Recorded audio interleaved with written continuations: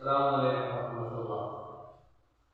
ഞാൻ മുന്നത്തെ ക്ലാസ്സിൽ പറഞ്ഞ സീനിനെ കുറിച്ച് അതിൻ്റെ വിശദീകരണമാണ് ഇന്ന് പറയാൻ പോകുന്നത്.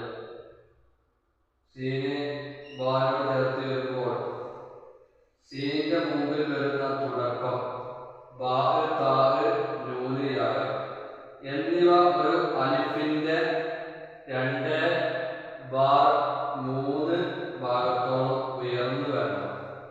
മാത്രമല്ല അല്പം ഇടത്തോട്ട് ചെരിവും ഉള്ളിൽ പറ്റിക്കൂടിയ ഒരു സിന്നും ഉണ്ടാവും. മനസ്സിലാവുണ്ടാവും. ഉള്ളിൽ പറ്റിക്കൂടിയ സിന്ന് എന്ന് പറഞ്ഞാൽ ഈ രൂപമാണ് കാണുന്നത്.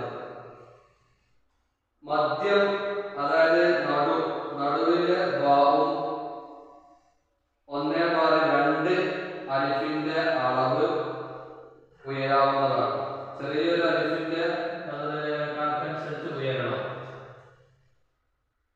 അതായത് സംഖ്യകൾ അക്ഷരത്തിൽ എഴുതിയിരുന്ന കാലത്ത് പുള്ളികൾ ഉപയോഗിക്കാൻ തുടങ്ങുന്നതിന് മുമ്പ് എന്നൊക്കെ എന്നിവ വേർതിരിക്കാനാണ് ഈ അസാധാരണ ഉയർത്തൽ ഉണ്ടായത്. പുള്ളിയൊക്കെ ഉണ്ടാവുന്നതിന് മുമ്പ് ഇത് രണ്ടും വേർതിരിക്കാൻ വേണ്ടി എഴുതുമ്പോൾ വേർതിരിച്ചറിയാൻ വേണ്ടിയായിരുന്നു ഇത് ഈ രൂപത്തിലാക്കിയിട്ടുള്ളത്.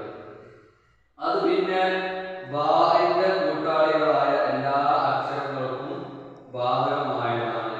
ബാഹിന്റെ ഏത് രൂപത്തിലൊക്കെ ബാഹിണ്ടോ ആ രൂപത്തിലൊക്കെ വരുന്ന ആ ബാഹിന്റെ കൂട്ടാളികൾ, ആ ഗ്രൂപ്പിൽപ്പെട്ട എല്ലാത്തിനും അത് ബാധകമാണ്. ചുരുക്കി പറഞ്ഞാൽ ഞാൻ പറഞ്ഞതുപോലെ സീന് എഴുതുമ്പോൾ അല്പം അലിഫിന്റെ 2/3